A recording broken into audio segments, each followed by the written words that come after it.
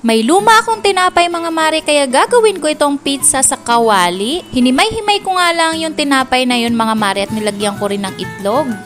At inilagay ko na nga dito sa aking kawali at ayan. Binaliktad ko nga lang to mga mare para naman matustad din yung kabilang side at tinakpan ko na muna. Dito naman ay nag-prepare na rin ako ng aking sauce. Tomato sauce nga lang to na nilagyan ko ng kaunting ketchup, tsaka naman paminta at kaunting asukal para may konting tamis yung ating pizza. Diba? Tayo naman kasing mga Pinoy, mahilig tayo sa pizza na may konting tamis. At pagkatapos nga mga mare, ayan na, binaliktad ko na uli at niligay ko na itong aking pizza sauce. Spread ko lang to all over sa ating pizza dough. At pagka-spread ko nga niyan mga mare, syempre ilalagay ko na yung aking toppings. Tinamad na nga akong hiwain yung aking ham kasi mabilis ang pizza lang to mga mare at nilagyan ko na rin ng maraming cheese. Wala kasi akong shredded cheese